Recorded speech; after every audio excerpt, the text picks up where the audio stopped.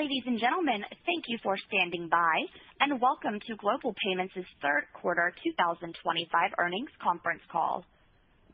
At this time, all participants are in a listen-only mode. Later, we will open the lines for questions and answers.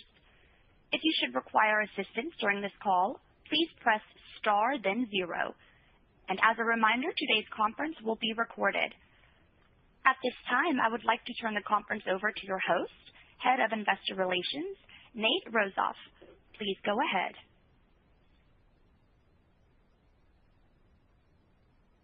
Good morning. Welcome to Global Payments' third quarter 2025 conference call. My name is Nate Rozof, and I'm Head of Investor Relations. Joining me on today's call is our CEO, Cameron Brady, our President and COO, Bob Cortopassi, and our CFO, Josh Whipple. Our earnings release and the slides that accompany this call can be found on the Investor Relations area of our website at www.globalpayments.com. I'd like to remind you that some of the comments made during today's conference call will contain forward-looking statements, including expected operating and financial results, among other matters. These statements are subject to risks, uncertainties, and other factors that could cause actual results to differ materially from those expressed or implied by such forward-looking statements. For additional information on these factors, please refer to our press release and filings with the SEC. We caution you not to place undue reliance on these statements. Forward-looking statements during this call speak only as of the date of this call, and we undertake no obligation to update them. We will be referring to several non-GAAP financial measures, which we believe are more reflective of our ongoing performance. For a full reconciliation of the non-GAAP financial measures discussed on this call to the most comparable GAAP measure in accordance with SEC regulations, please see our press release furnished as an exhibit to our Form 8-K filed this morning and other supplemental material available on the Investor Relations section of our website. With that, I'll turn the call over to our CEO, Cameron Brady. Cameron? Thanks, Nate, and good morning, everyone. We are pleased to deliver third quarter adjusted results that accelerated sequentially across our key financial metrics. Our team continues to execute at a high level, driving growth and efficiency across the business as we advance our transformation program. Importantly, our year-to-date performance positions us well to deliver on our expectations for the full year, and we are building positive momentum as we prepare for the closing of the WorldPay acquisition. To that end, we recently received approval for our acquisition of WorldPay from the Competition and Markets Authority in the UK, which is a critical regulatory milestone. Given the strong progress we have made with the regulatory approval process, we now expect to close our acquisition of WorldPay and divestiture of Issuer Solutions in the first quarter of 2026. Naturally, our teams are eager to complete the WorldPay transaction and begin unlocking the compelling opportunities it presents, including accelerating our strategy to transform Global Payments into a pure-play merchant solutions provider with sustainable growth, leading scale, focused investments, and meaningful value creation. We are also pleased to have closed the divestiture of our payroll business in September, further simplifying our business and allowing us to return an incremental $500 million of capital to shareholders during the third quarter through an accelerated share repurchase program. Lastly, before turning to the quarter, I'm happy to announce that we partnered with Google to enable agentic commerce using the Agent Payments Protocol. It will enable us to provide secure, reliable, and interoperable agent commerce for our customers and partners. We are helping our customers and partners to successfully enter this emerging commerce channel by building bridges between protocols to enable our merchants to accept all agentic payment types. With this and other agentic AI frameworks, we are also developing the authentication layer that is necessary to verify that AI agents are legitimate to maximize authorization rates and thus maximize revenue for our customers. For the quarter, we reported 6% constant currency adjusted net revenue growth excluding dispositions, 110 basis points of margin expansion, and 11% constant currency adjusted EPS growth compared to the same period last year. We also produced adjusted free cash flow of $784 million in the quarter, allowing us to end the quarter at 2.9 times adjusted net leverage, below the 3 times target we had committed to and earlier than the year-end date we had previously anticipated. Our merchant business exhibited ongoing momentum with adjusted net revenue growth accelerating to 6% constant currency excluding dispositions as we continue to execute across the three pillars of our strategy. First, in POS and software, our strategic priority remains on the development and rollout of Genius. Consistent with our focus on front book opportunities, currently more than 90% of Genius sales are to new customers. In the markets where we have launched Genius, sales to new locations increased by more than 20% year over year during the third quarter, with new sales ramping nicely throughout the quarter. In fact, monthly recurring revenue from new sales increased 75% from June to September, and the average deal size more than doubled. This rapid uplift in new sales demonstrates how well Genius is resonating in the market. Genius is an incredibly robust business software platform that is architected to be highly modular, configurable, scalable, and extensible. As we talk about Genius today and in the future, you will hear us highlight our support across multiple form factors, from mobile phone applications to specialized handheld devices, all the way up to our unique countertop, kiosk, digital menu board, and kitchen management devices. We will also discuss vertically targeted configurations supporting retail, restaurants, campuses, field services, professional services, age-restricted, and more. We may also comment on go-to-market bundles of specific feature functionality to assist customers with diverse needs at multiple price points, designed to allow us to specifically tailor our offerings to meet customers how and where they want to be met. With all the impact we are driving across the world with Genius, it is important to understand that this is still one Genius platform. We are unlocking capabilities, geographies, configurations, and pricing bundles. We are not launching new, discrete products. To that end, having successfully introduced Genius for the restaurant and retail verticals during the second quarter, which are primarily targeted at SMBs, I'm happy to share that we expanded Genius's feature set to support enterprise businesses in September and higher education institutions in October. Genius's enterprise offerings provide a unified, modern, and modular commerce enablement solution designed to meet the complex needs of multi-location, quick-serve, and fast-casual restaurants, sports and entertainment venues, and food service management environments for our enterprise customers. On the heels of this launch, we were pleased to be selected by Harris Blitzer Sports and Entertainment to be the official payment technology provider for the Prudential Center and the New Jersey Devils. We will integrate Genius across all food and beverage locations for the Prudential Center, helping to optimize how fans place, pay for, and receive their orders across the venue while optimizing back-end operations. While it's still very early for Genius in the enterprise space, we have also already been selected by franchisees of several leading QSR brands to deploy Genius across more than 400 locations. Our expansion of Genius functionality for higher education is ideally suited for a range of campus use cases, including on-campus merchants, dining halls, recreational facilities, departments and clubs, stadiums, and more. Many universities do not have the necessary digital payments infrastructure to support their move away from cash and check. Genius enablement solutions, including campus-wide payment acceptance capabilities and reconciliation. It drives commerce and simplifies back-end processes by centralizing transaction visibility while maximizing revenue streams, minimizing staff time, and streamlining compliance. In terms of new form factors, we recently launched our new handheld device for Genius. It features an advanced 6.5-inch high-definition touchscreen, seamless connectivity across Wi-Fi, Bluetooth, and 5G, and an upgraded processor that speeds performance. Demonstrating the power of Genius's highly modular and configurable platform, I'm pleased to share that the University of Illinois selected Genius and will use our new mobile form factor across revenue centers campus-wide. As for geographic expansion, in addition to offering Genius across North America and the U.S., Canada, and Mexico, we recently launched in the UK and Austria. And our first enterprise win in the UK came within days of our launch with a restaurant chain in Glasgow that has ambitious expansion plans. Before the end of the year, we still expect to introduce Genius in Germany. In early 2026, we will also bring it to Ireland and the Czech Republic, followed by Spain, Romania, Poland, and Australia. Lastly, we are actively deploying Genius through all of our distribution channels to help drive penetration across the entirety of our front book.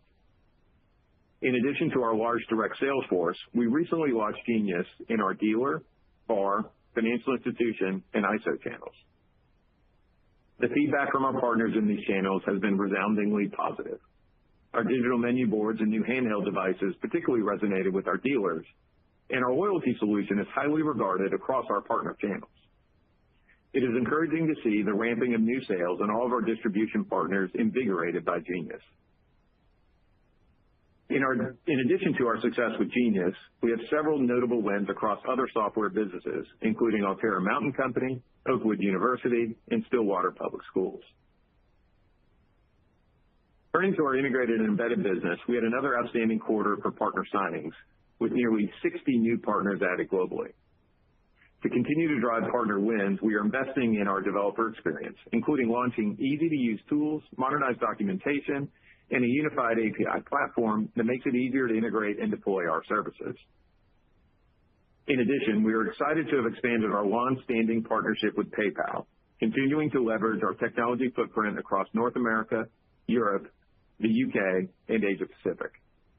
This multi-year partnership also expands our relationship into the U.S. market and paves the way for global expansion into new verticals, creating significant opportunity for volume growth with PayPal.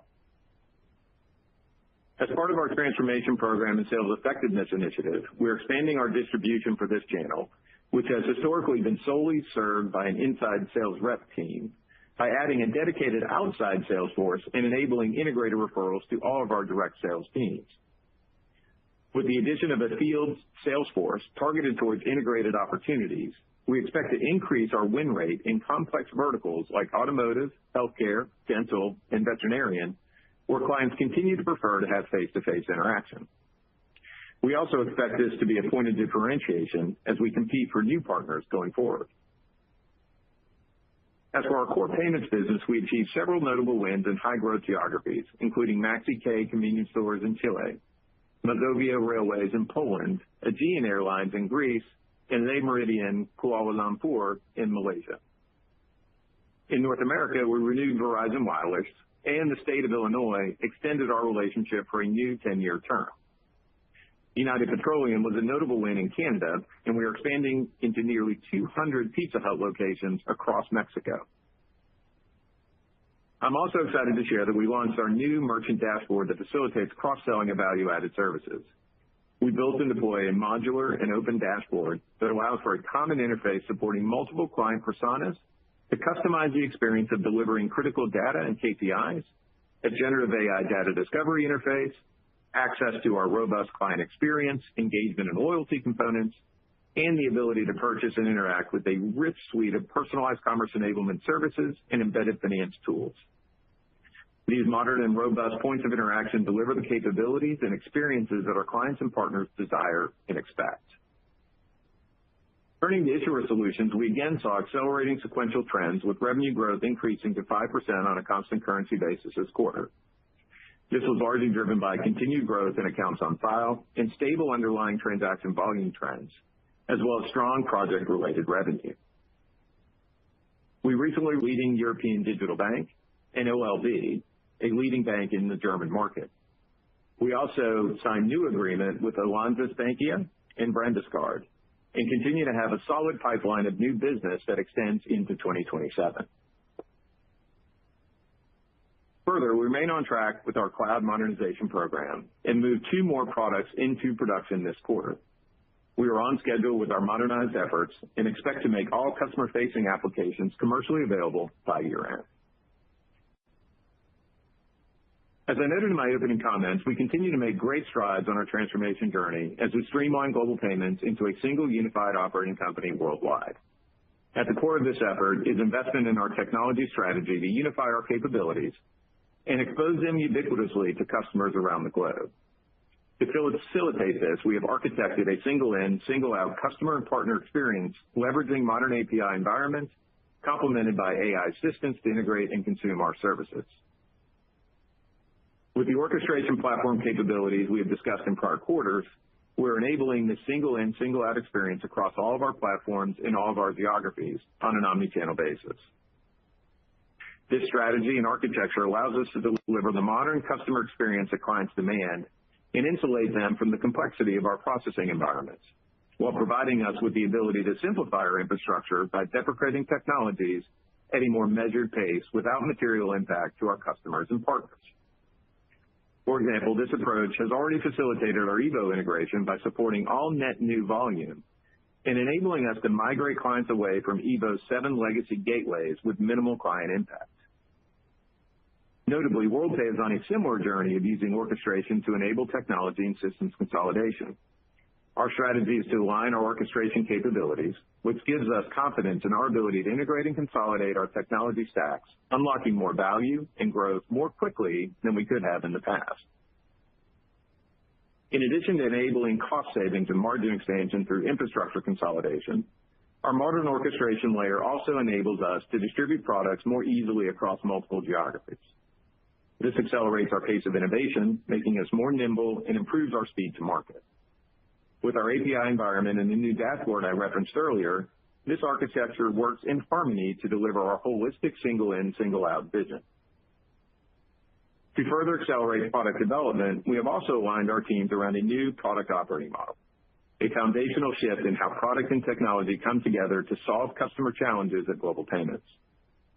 We are already seeing tangible benefits, faster execution, tighter alignment to our priorities, and meaningful reductions in churn and waste, as well as accelerated delivery of new capabilities. Our Genius rollout is a prime example of this.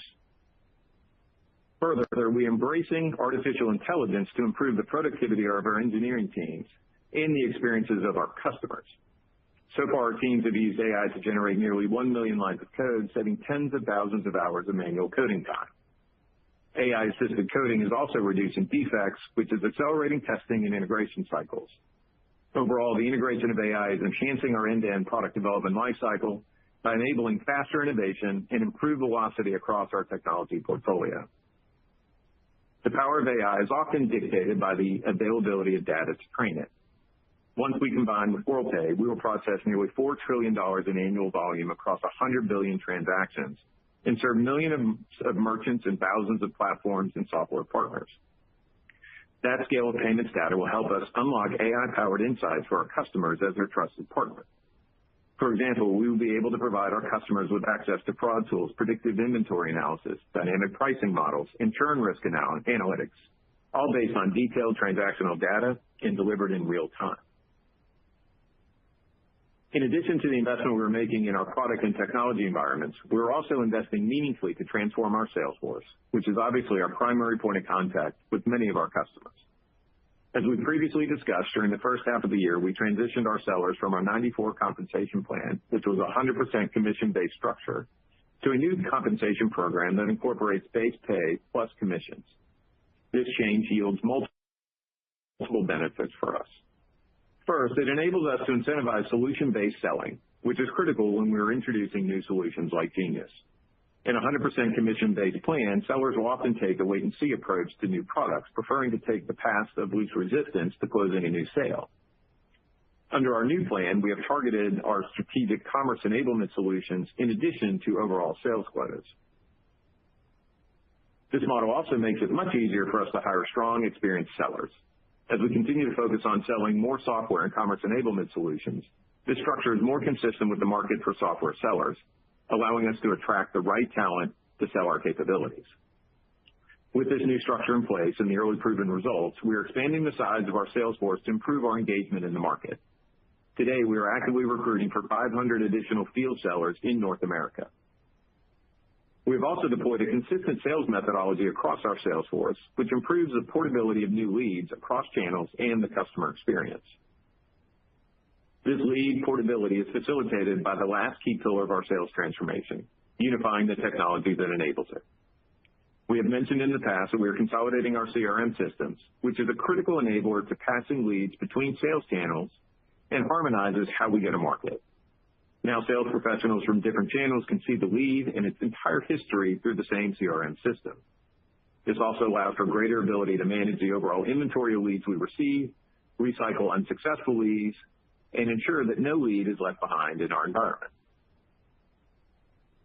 We are also deploying sales intelligence tools to automate pipeline management, as well as AI agents to summarize our sales call in real time and document any need to follow up. While it is still early, our new sales methodology and compensation programs are increasing deal count and size.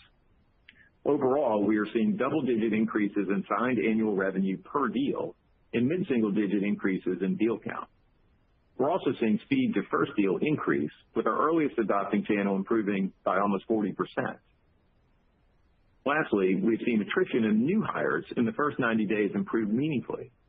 For example, the first sales group to move to this new plan has seen more than a 50% reduction of new hire attrition since adoption. Our transformation will be catalyzed by the acquisition of WorldPay and simultaneous divestiture of our Issuer Solutions business, positioning Global Payments as a pure-play merchant solutions provider. With the transactions expected to close during the first quarter of 2026, integration planning for WorldPay is well underway, with all critical milestones established. Our disciplined approach will ensure alignment with our operating model and drive value creation. Our integration strategy focuses on accelerating growth, enhancing competitiveness, realizing synergies, and investing in innovation, while unifying under a single brand and leveraging top talent from both organizations. Through our integration, we are striving to be a better version of the companies we have been until now, not just a larger one that maximizes scale and prioritizes growth to ensure lasting results for our customers, our shareholders, and our team members. And we will do this by leveraging our unmatched global scale, processing nearly $4 trillion annually across 100 billion transactions, and a complementary set of capabilities that strengthen our value proposition. Together, we will expand distribution, enhance our product suite, and scale innovation. Our North Star for integration is growth. Growth that emanates from an unrelenting focus on the needs of our customers. This incremental growth will be driven by a number of actionable opportunities that leverage the strength of the combined business. For example, we will immediately begin selling Genius and other software solutions into WorldPay's SMB base while using their channels to broaden reach. Further, WorldPay's PayRate platform and Paybacks capabilities will deepen our support for software partners and platforms. Their enterprise and e-commerce strength will also enhance our omnichannel offerings and diversify our client mix, while also providing capabilities we can cross-sell across the breadth of our combined merchant base. We will also extend WorldPay's digital capabilities to SMBs and pursue geographic expansion in the 40 markets where we already operate. As previously noted, we also have a significant opportunity to drive synergies by leveraging a unified orchestration layer to consolidate platforms and reduce technical debt. Further, our ability to deploy approximately $1 billion in annual capital investment to support a cohesive, merchant-centric product roadmap will serve as a powerful catalyst. This strategic alignment is expected to create a flywheel effect, accelerating innovation, enhancing efficiency, and further strengthening our offerings. In support of our execution of all these opportunities, in September, we were pleased to appoint directors to our board of directors, who filled seats vacated by retiring board members this past April. Our new directors, Patty Watson and Archie Deskus, bring a wealth of leadership skills, experience, and financial technology expertise to our boardroom. Their guidance will be helpful as we continue to execute on our strategic ambition to be the worldwide partner of choice for commerce solutions. The board has also established a new ad hoc integration committee to oversee the integration of WorldPay following the close of the acquisition. This committee will represent a governance best practice for Global Payments going forward. While we currently provide the board with detailed updates on acquisition integration, the formation of a dedicated committee will allow for deeper engagement and more focused oversight. Leveraging the board's diverse expertise and experience in this area will be invaluable as we execute on this critical initiative. With that, let me turn the call over to Josh. Thanks, Cameron, and good morning. We're pleased to have reported another solid quarter, highlighted by accelerating revenue growth, healthy margin expansion, and strong adjusted free cash flow generation. Importantly, the performance delivered is exactly consistent with the expectations we outlined at the beginning of the year as we continue to execute against our strategy and transformation agenda. Specifically, we delivered adjusted net revenue of $2.43 billion for the third quarter, an increase of 6% from the prior year on a constant currency basis, excluding dispositions.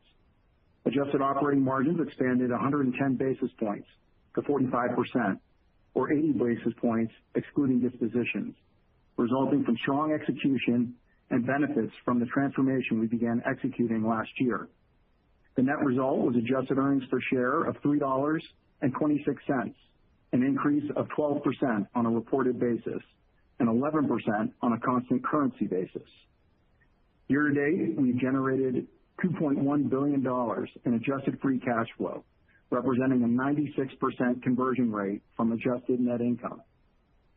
Taking a closer look at performance by business, Merchant Solutions produced adjusted net revenue of $1.88 billion for the quarter, reflecting growth of approximately 6% on a constant currency basis, excluding dispositions.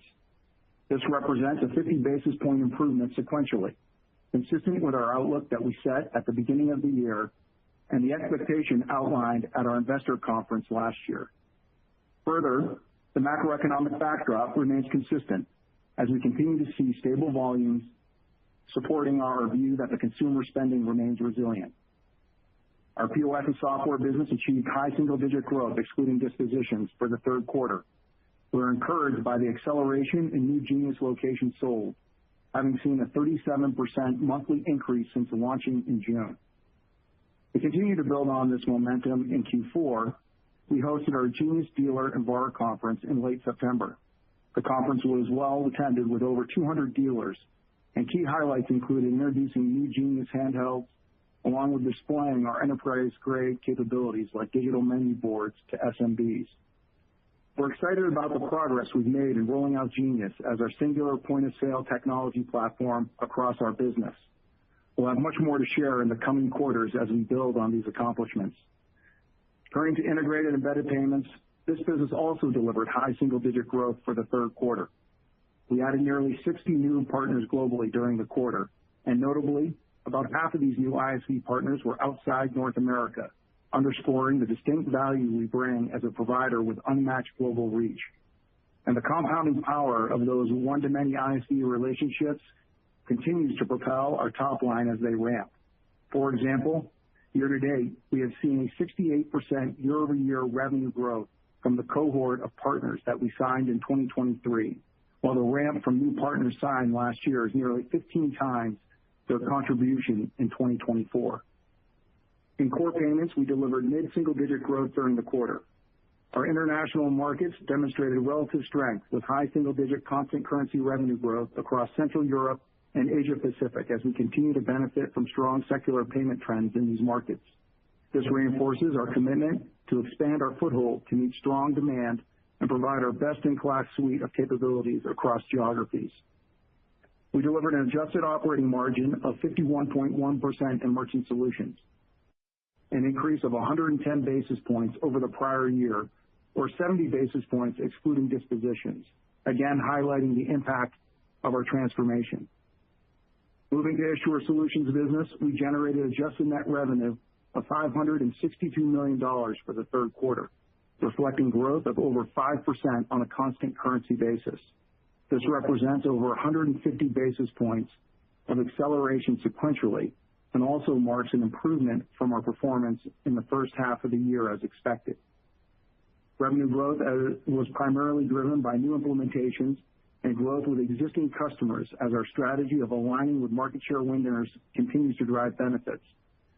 We also benefited from the recognition of project and fee-for-service revenue that we had previously expected in Q4. We added 16 million traditional accounts on file this quarter, bringing us to a record of 917 million traditional accounts in total. We completed two implementations in the quarter, and we continue to see sustained growth in transaction count. Issuer Solutions delivered an adjusted operating margin of 46.9%, which is a 150 basis point improvement from the prior year period. As I mentioned, reported adjusted operating margins expanded by more than 100 basis points in both Merchant and Issuer. This reflects not only continued cost discipline, but also incremental benefits we've realized from our transformation efforts. In addition to beginning to unlock top-line growth, as Cameron described a moment ago, our transformation has yielded significant cost efficiencies as we streamline our businesses and functions. From a cash flow standpoint, we produced strong adjusted free cash flow for the quarter of approximately $784 million, representing a conversion rate of adjusted net income to adjusted free cash flow of approximately 100%.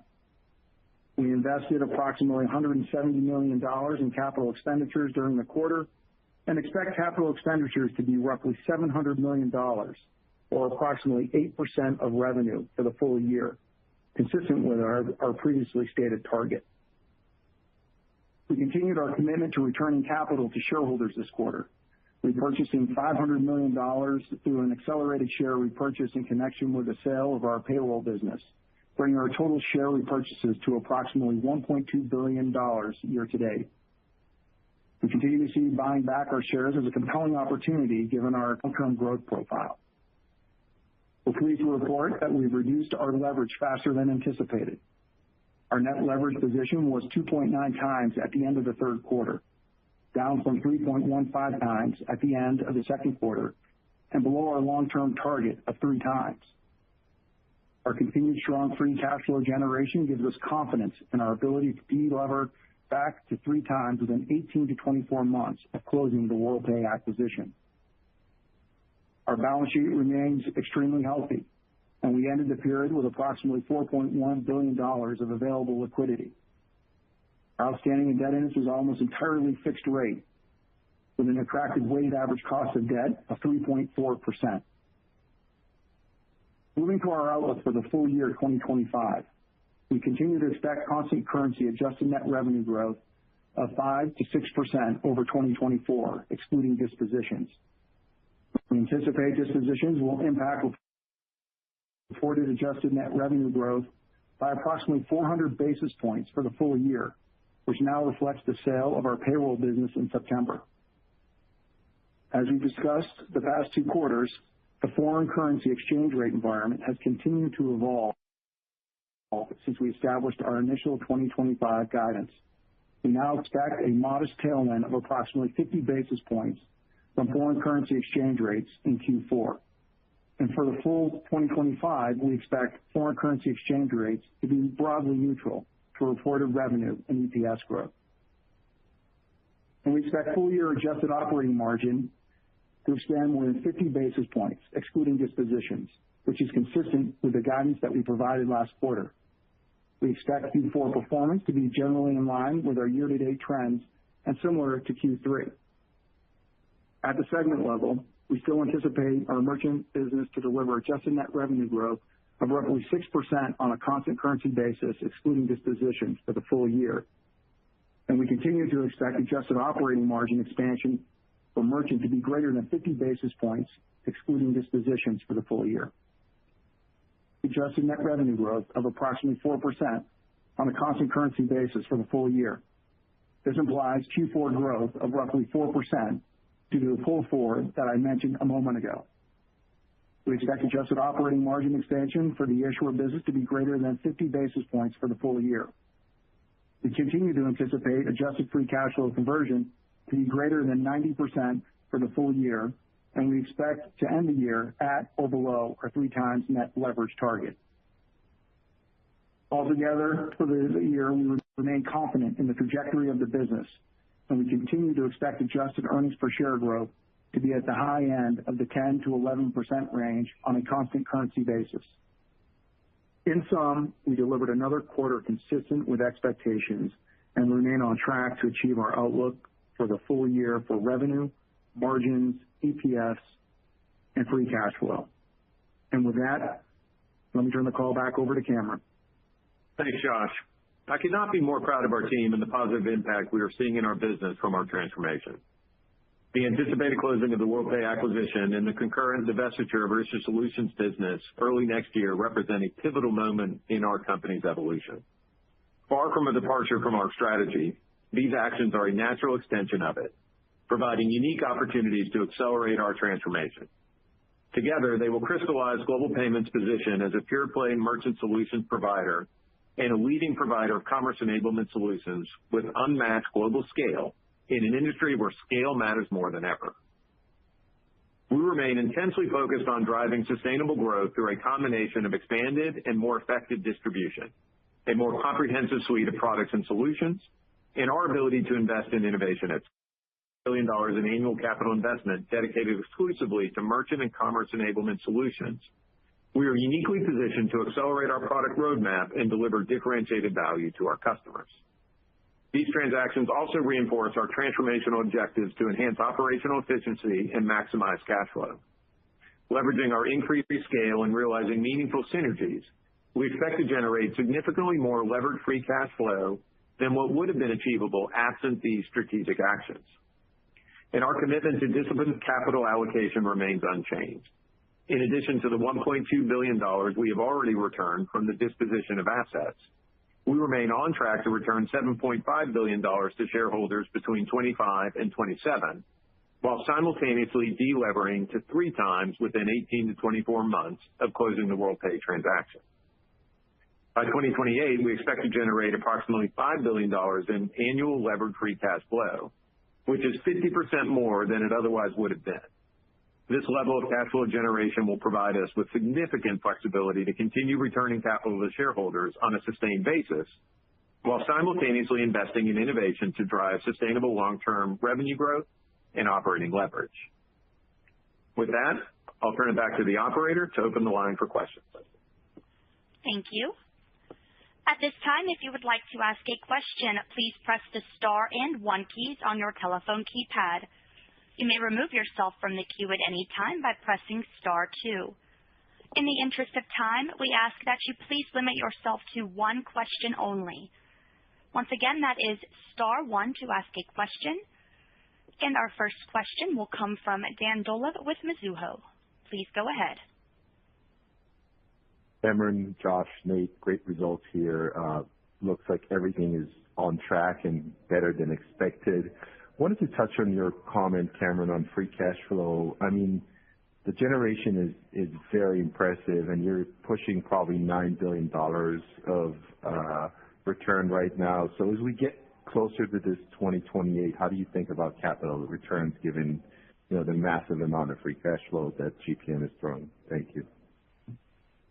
Yeah, thanks, Dan. Thanks for the kind comments. I would say our philosophy remains very consistent. As you highlighted, over the course of the 25 to 27 timeframe, we expect to return close to $9 billion. That's $1.2 billion from dispositions that we've made, and obviously utilize the proceeds from those to return capital. And we're still targeting $7.5 billion from just cash flow we're generating in the business as capital returns over that same timeframe.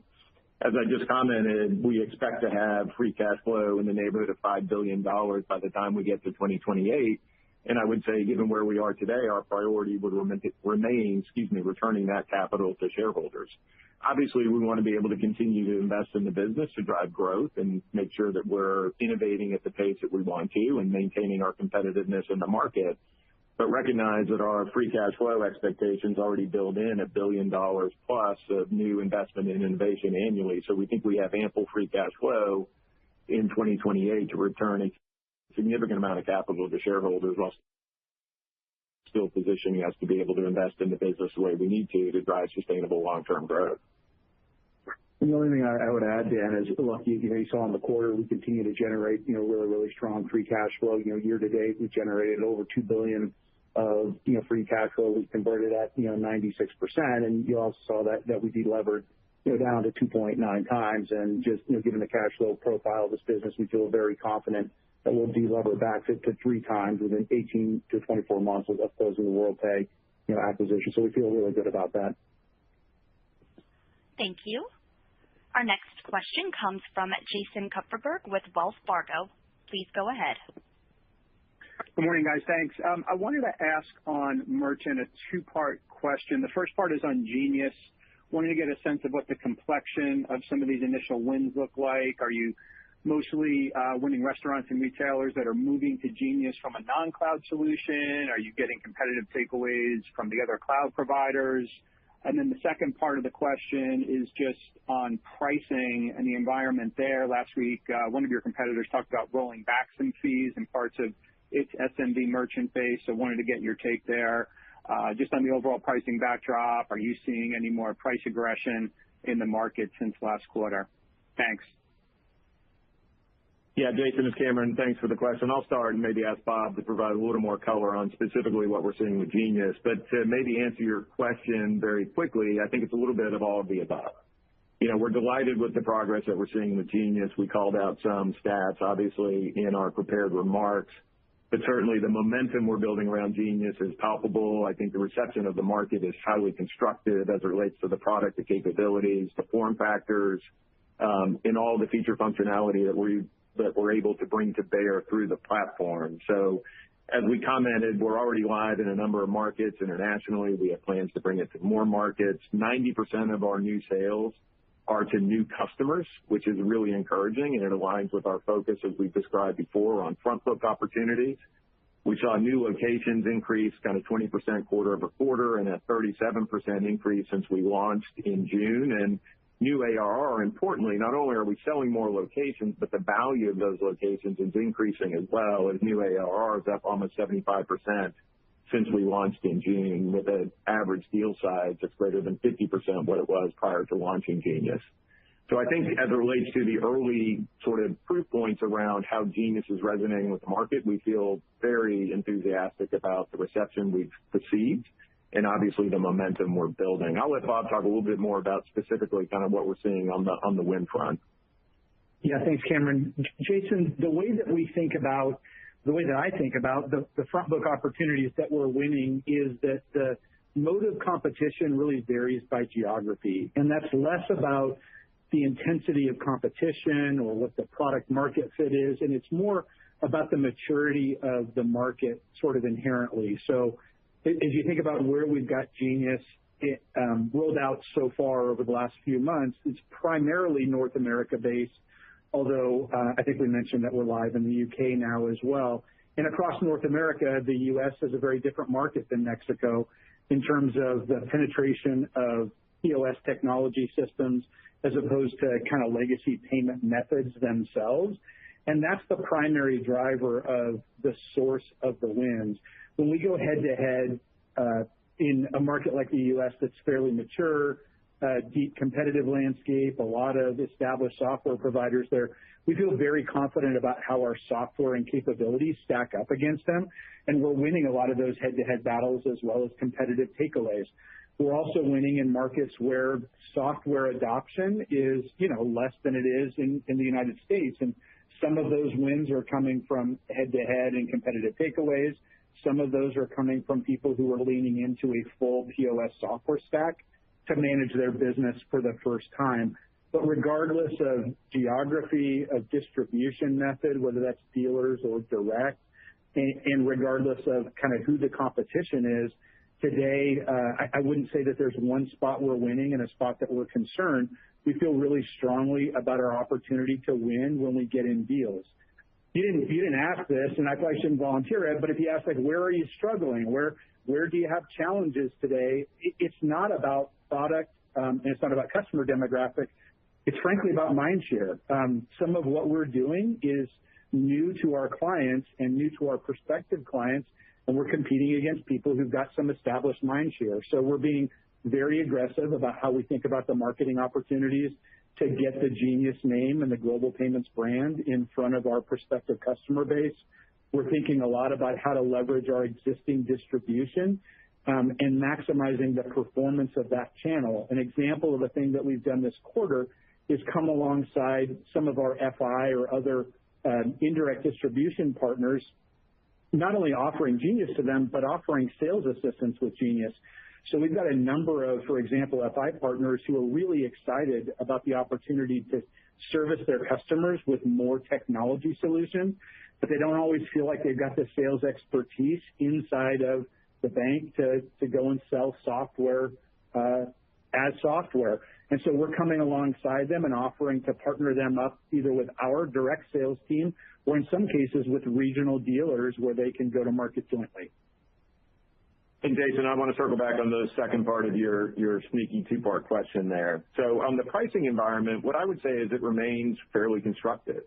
And our philosophy, I think, from a pricing standpoint, really hasn't changed. We want to price our services and solutions given the level of value and capability we're bringing to our clients. We don't strive to be the low-cost provider in the market, and we want to be paid fairly and appropriately for the level of value and service that we think we can deliver. So we're not leading with price. But obviously, we must be price competitive, and we are price competitive for our solutions. I think the reference that you made was really as it relates to more of a back book pricing sort of action as opposed to front book opportunities. And as I said, we're always price competitive as we think about sort of new front book opportunities in the business. The last thing I would just leave you with is with the WorldPay, obviously, acquisition and the significant scale that we will bring to the competitive landscape as we move forward. I don't worry about being price competitive really with anybody. We want to make sure we're differentiating our capabilities based on the feature functionality and level of service that we bring. And we'll always be price competitive, but we think we bring something distinctive from a functionality and service standpoint, and we want to be paid fairly and appropriately for that. Thank you. Our next question will come from Adam Frisch with Evercore ISI. Please go ahead. Thanks. Good morning, guys. Cameron, I'm going to have a very unsneaky two-parter here for you. If you could just provide some color on the primary components of the organic growth number and specifically call out some pricing increases to the back book, which our channel checks have suggested some pretty significant ones in recent months. And then the second one on the sales force expansion, super interesting. What kinds of companies are you sourcing from the most, and where do you see the most opportunity? Thanks. Yeah, Adam, I'll take the first part, and I may ask Bob to jump in on the second part just in terms of where we're sourcing kind of new sales professionals and the success we've seen on that front. I would say there's nothing sort of out of the ordinary in terms of organic growth for the business in this quarter. We're continuing to see much of that driven from new sales productivity. And actually, as we've called out, we're seeing better productivity from a new sales standpoint and better results from a new sales standpoint, in the quarter, which obviously is a little bit of a tailwind to the overall growth in the business. And then secondly, obviously, we're seeing fairly stable same-store sales trends across the business as well, which are the two biggest drivers of, obviously, our organic growth and the performance we're seeing in the business. As it relates to pricing, we're, continuing to exercise the same philosophy that we've had over a long period of time. As I mentioned in my answer to the earlier question, we focus on pricing our services and solutions based on the value of the services and capabilities that we're bringing to our client base. What we have been doing through our transformation is looking to harmonize all of our pricing sort of structures across all the different portfolios that we've acquired over a long period of time. So as part of that, obviously, we are looking to harmonize kind of the pricing structures and capabilities that we're utilizing to make sure that we're getting paid fairly and appropriately for the level of value and service that we're delivering. But I would say on the pricing front, there was certainly nothing unusual in the quarter as it relates to how we think about pricing our solutions and actions that we may take from a back book perspective, as we're looking to harmonize those pricing structures kind of across our portfolios. Yeah, and in terms of where we're sourcing kind of sales talent and the pipeline for that, I would say, again, it's very broad. Obviously, we're targeting software sales people who've got experience doing that motion, whether they're coming from fintech or whether they're coming from other types of kind of core business management software. But I think the differentiating point here, as you think about kind of a legacy sales rep and a new sales rep, if you will, is that this is a much more consultative sales process than, sort of commodity purchasing. Some people, particularly, younger folks, want to be able to interact digitally and acquire through that sort of methodology, but not everybody feels comfortable fully articulating their needs, understanding the complexities that may be associated with large-scale implementations and rollouts. And we find it very constructive to have consultative sales talent and sales engineers, certainly of the enterprise space, to come alongside them and be able to deliver those capabilities at scale for both SMBs as well as enterprise clients. Thank you. Our next question will come from Dave Koning with Baird. Please go ahead. Yeah. Hey, guys. Nice job across the board. And I guess my question, Genius, you talked a lot about new sales to new clients, but the back book, about 10%, it sounds like, sales are coming from. I'm wondering what's the, I guess, experience so far with attrition in yield when you do move the back book, and if that's good, what are you going to more aggressively kind of push into that? Yeah, thanks, Dave. We've talked about this a number of times, and I think our strategy is relatively consistent, and that is to be in front of our customers and leverage the relationships that we have, ensure that they're aware of the capabilities that Genius brings to bear, and be prepared to help them migrate at a time that is comfortable and convenient for them to do so. As a reminder, Genius is not a new from the ground up brand new technology stack. Much of Genius core capabilities comes from existing solutions that we already had in the market. So as we think about customer migrations, in many cases, this isn't really a migration per se. This is simply unlocking the incremental capabilities that we've built over the past 18 months or so as we've been working to bring Genius to market across the globe. The second thing related to sort of yield and average revenue per customer, as Cameron mentioned, the overall deal size is increasing. A little bit of that has to do with the sorts of customers that we're able to target with Genius as a solution, but part of it is also about the breadth of capabilities we have to monetize. We have to provide, to deliver incremental value to those clients. So as we think about a migration experience, there is not any meaningful price compression associated with that. I would say it's neutral to slightly enhanced given the take rate on some of the incremental capabilities. As we think about the strategy against the back book, look, there's a time and a place for that, but as I mentioned earlier on one of the responses about mindshare, we're very focused on getting Genius in front of as many prospective clients as possible and establishing a footprint so that all of you on this call, when you walk into anywhere you do business in your normal life, you begin to see more and more of the Genius brand. So we're very aggressively focused on front book opportunities. We're prepared and we're here for our back book clients as they migrate. And in most cases, as I mentioned, that's not a full-scale data conversion migration. That's simply unlocking incremental capabilities on the new unified platform.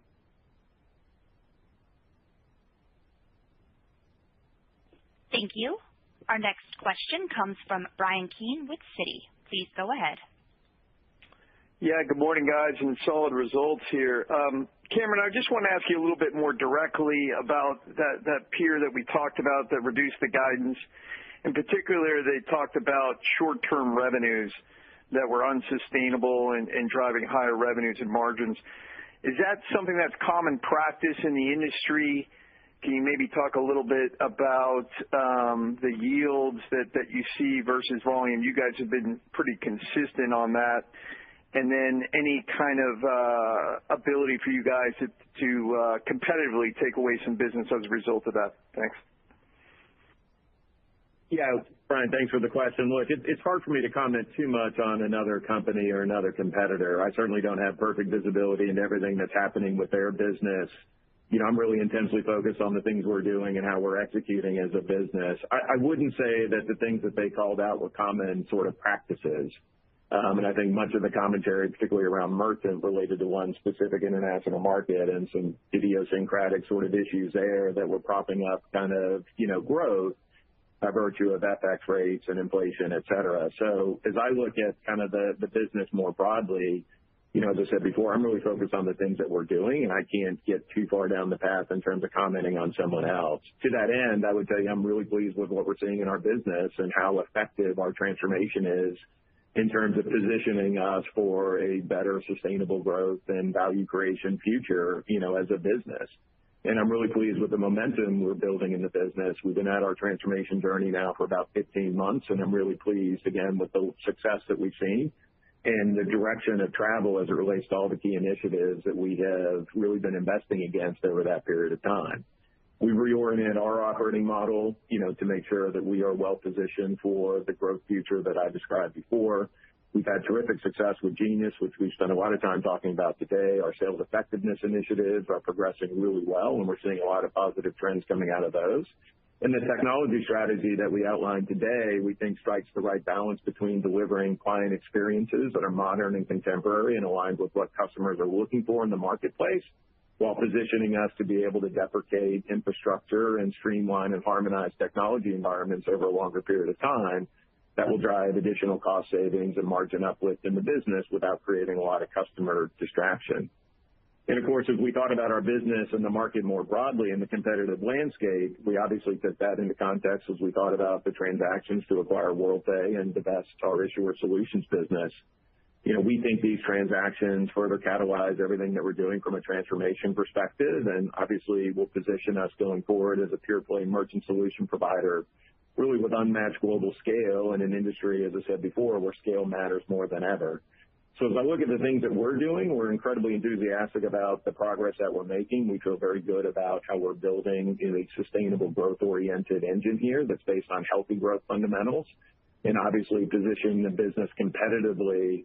And with the WorldPay combination, obviously, we think we'll bring a level of scale to the industry that positions us extraordinarily well to continue to grow, continue to innovate, and continue to generate significant cash flow, obviously, that allows us to invest for the future while rewarding shareholders with significant capital returns. Thank you. Our next question will come from Andrew Schmidt with KeyBanc Capital Markets. Please go ahead. Hey, guys. Thanks for taking the questions. Good to see the consistent results here. Maybe we could ask just about merchant services or merchant solutions organic growth. It looks like the exit rate, pretty consistent with what you guys had outlined previously, slightly above 6%. Maybe talk about just the progression into 2026 and whether any thinking has changed there, particularly in terms of drivers. I know POS and software is obviously a big driver. Salesforce is a big driver, a number of things going on, but if you think about just the progression into 2026 and some of the key drivers, that would be great. Thanks so much. Yeah, I'll start. I'll maybe ask Josh to add a little bit of commentary as well. I think, look, 2026 is right around the corner. So the drivers, as we think about the business organically heading into 2026, are really centered around the things that you just described. Obviously, Genius continues to be a very significant focal point for us in terms of driving growth in our business. We have incremental market expansion opportunities in 2026 that we're looking to deliver. Obviously, we continue to build momentum in the markets where we've already rolled it out, and we're seeing strong progress on that front. And then, of course, our initiatives around sales effectiveness, the incremental sales force professionals we're looking to hire and bring to bear on the market, their ability to be productive more quickly and obviously drive a level of productivity, that's superior than what we've been able to see historically under our old sort of plans, I think gives us a lot of optimism around the direction of travel as it relates to organic growth heading into 2026. I don't think the underlying themes as it relates to how the business is positioned heading into next year have really changed. And I would just note also that they're very consistent with what we called out at our investor conference a little over a year ago. Obviously, as we highlighted on the call today, we're poised to close the WorldPay transaction early in 2026. And I think as we look at the combination of the two businesses heading into next year, we're obviously comfortable with the direction of travel of the global payments business. We're very comfortable with the direction of travel of the WorldPay business in terms of their organic growth as we look to wrap up 25 and head into 26. And the outlook for the combined business next year, I would just, ask you to reflect on what we shared in Q1 of this year around the medium-term outlook for the combined business. That remains kind of our outlook as we sit here today for the combined business as we get into 2026. Yeah, Andrew, the only thing I'd add is, I think if you go back to the beginning of the year, we're doing exactly what we said we were going to do. You go back in, the first three quarters, the shaping of merchant is right in line with what we see acceleration in the back half, and that's, primarily related to the transformation initiatives, as Cameron and Bob called out around Genius and sales effectiveness. And then, to Cameron's point, we gave our medium-term outlook for 26 and 27 for the pro forma business on our Q1 call. So I would point you back to that where you can see kind of what we're expecting for the business, in 2026. Thank you. Our next question comes from Darrin Peller with Wolfe Research. Please go ahead. Hey, guys, thanks. Look, when we see some of these data points like the sales revamp showing us, increases on deal counts, and even the Genius stats are obviously strong, looking at some of these with 90% sales to new customers, increases, et cetera. I guess our question would just be when we would start to see that play out in volume growth. I know it's early now in some of these initiatives, but your 5% growth rate, would like to see that show some traction and acceleration. Do you expect acceleration in volume growth, specifically the KPI you've been disclosing in the same manner as we go into next year as a result of these initiatives? And then sort of related, but a follow-up would be, the WorldPay SMB segment I know is an area that you should be able to really capitalize your Genius program with post-close. And so just how are you thinking about integrating that, rationalizing the two SMB go-to-market organizations and the uplift potential that we can see in volume overall as a result of that as well? Thanks, guys. Yeah, Dan, good question. So on the first question, we did see, obviously volume uplift from Q2 to Q3, and obviously that's reflected in the metrics and the disclosures we provided today. But I think the longer answer to your question is, of course, over time, as we continue to make progress with Genius, we expect to be able to drive, incremental uplift in volume, all else being equal across what's happening in the macro environment. As you can imagine, a lot of different factors sort of shape the ultimate sort of volume growth we see in the business. But certainly we are seeing new sales of Genius driving incremental volume to the business, which is obviously driving overall volume trajectory in the right direction. And obviously, as we continue to move forward and make progress against expanding our footprint with Genius, to Bob's point, growing mind share around Genius and having more success, with front book opportunities, we expect that to continue to drive volume opportunity and growth in volume in the business over a period of time.